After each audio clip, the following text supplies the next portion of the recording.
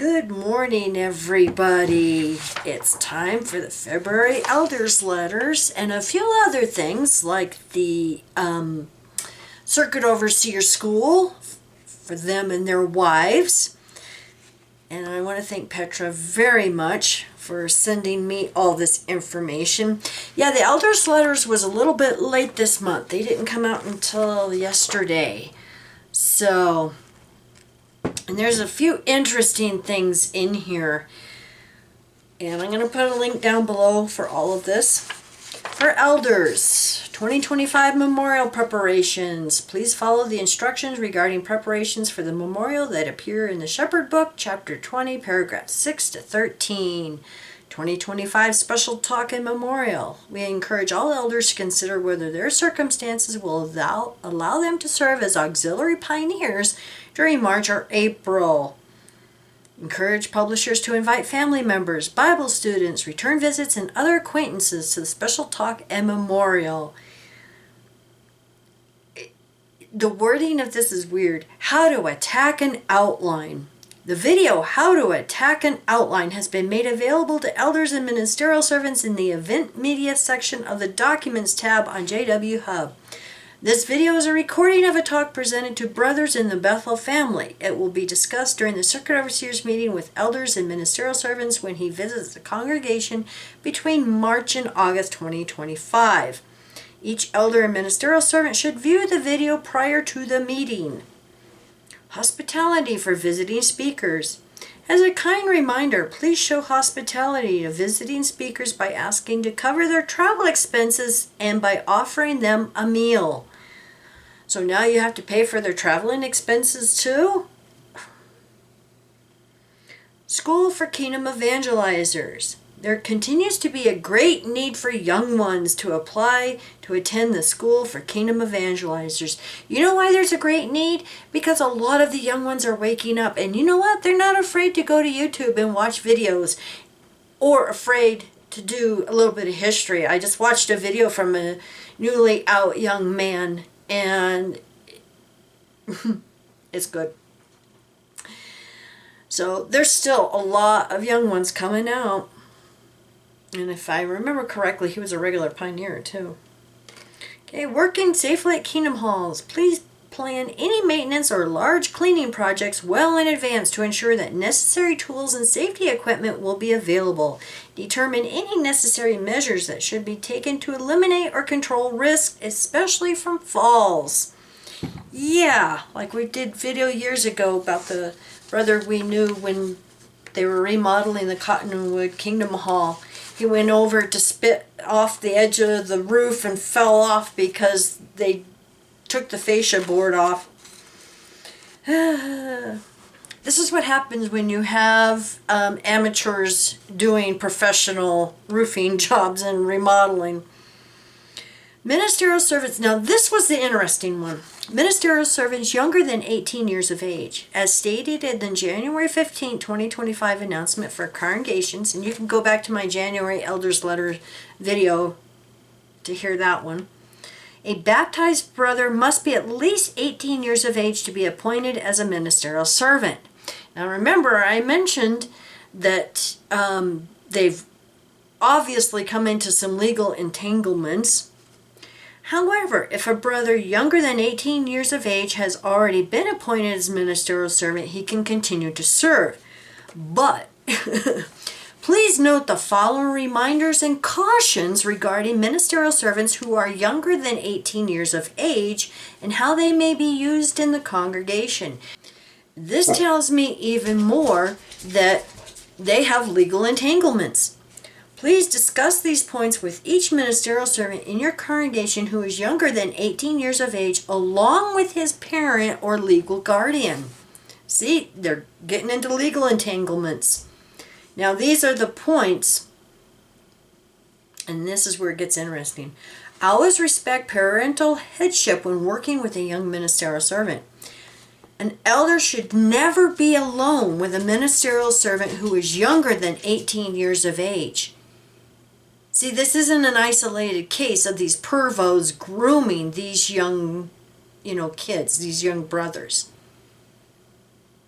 There's a problem. Otherwise, they wouldn't have this.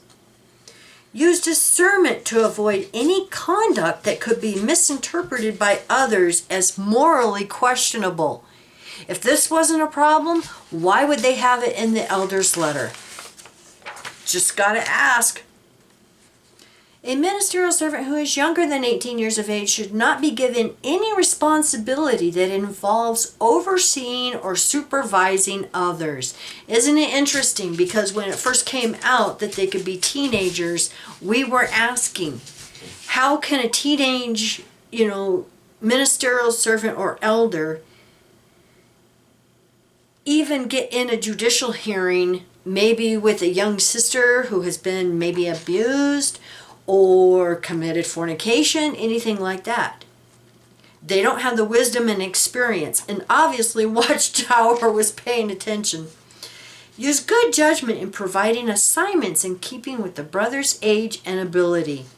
Some assignments that could be given to a ministerial servant who is younger than 18 years of age include assisting with the cleaning of the Kingdom Hall, carrying a microphone or working with sound equipment during congregation meetings, and assisting with literature or territory immediately before or after meetings at the Kingdom Hall.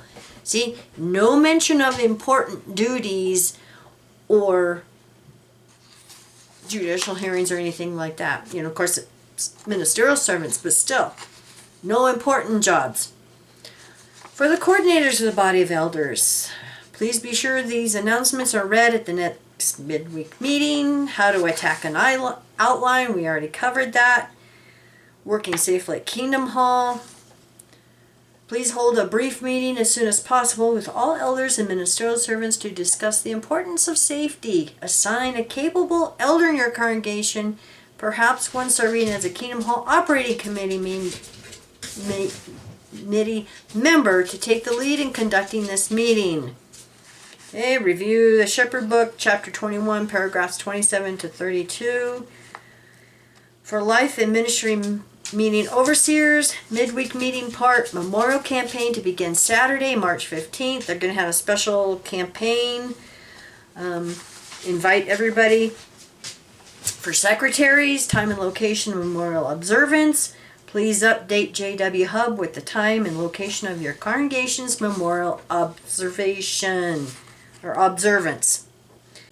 Now, like I said, I want to thank Petra for giving me this information. As you can see, the School for Circuit Overseers and Their Wives schedule 2025, and I will have this down below. But I did not realize that this School for Circuit Overseers is an entire month. But, they have this schedule, and it's 4 weeks long. But at the end of this, they have a new vow of obedience and poverty form for the members of the World Order of Special Servants of Full-Time of Jehovah's Witnesses. And it's interesting because they have 3 divisions of this order. And like I said, this has been updated, and I'm going to read it. As an ordained minister and having dedicated my life to Jehovah God, I declare that my commitment to serve in the World Order of Special Full-Time Servants of Jehovah's Witnesses, the Order, as a temporary member. I understand the temporary membership of the Order is one of 3 divisions that make up the Order. The other 2 being provisional membership, provisional member, and permanent membership, permanent member, and that the Order is also made up of different service groups under the areas of Bethel, Field, and Miscellaneous. So we get a look into their World Order of Special Full-Time Members. By accepting to become a temporary member of the Order, I understand that I will be responsible for my own support. However, the Order may, as it sees fit, provide me with some necessary assistance so that I can serve in the place designated by the Order and for its benefit. See, it doesn't benefit the members, it benefits the Order, the organization, the religious order of Jehovah's Witnesses. Being a temporary member is an expression of my desire to serve Jehovah to the fullest extent possible. No, they're serving the organization. I do this in harmony with the spirit of Jesus' words at Matthew 10:8 by not expecting any financial remuneration, compensation from the order. For I understand that my membership is not based on an employment relationship, but on my desire to do the will of Jehovah and Jesus Christ in helping others to attain repentance. Therefore, in harmony with the determination reflected in the words of Ecclesiastes 5:4, I make the following vow. This is a vow, what you were vowing, In accordance with the spirit of the inspired words of the prophet Isaiah and the prophetic utterance of the psalmist, I volunteer to do whatever is assigned to me for the interests of the kingdom in any type of service and wherever the order determines. While I am a member of the order, I will lead the simple, unpretentious life required of members of the order serving as provisional members and permanent members in the country where I serve. I will submit to the theocratic stipulations for members of the order. Hebrews 13:17. We're all familiar with that one. While serving in any capacity in this service, I will dedicate myself wholeheartedly to my assignment, which means that I will use my best efforts to meet the minimum hour requirement, whatever that may be, stipulated by the order for my assignment. I will accept meals, lodging, financial assistance, and all other benefits provided by the order to its temporary members in the country where I serve, regardless of the assignment I perform or the value of my services. I will be satisfied with any modest financial support I receive from the order as a temporary member while enjoying this privileged service and will not expect any compensation if I decide to leave the order. That's interesting. Or if it determines that I am no longer eligible to serve in it. I will abide by the principles set forth in God's inspired word, the Bible, in the publications of Jehovah's Witnesses. Oh, except the old ones, because that is apostate light now. And in the instructions given by the order, including any specific handbook or guidelines for members of the order in my role of service, and I will follow the directives of the governing body of Jehovah's Witnesses. See, they don't follow Jesus, they follow the governing body. Then it has the vow of obedience and poverty temporary member. Finally, I will willingly abide by the decisions taken by the order in any aspect relating to my membership in it. And then they have the lines for the date and your signature. Personal qualifications report is in here too.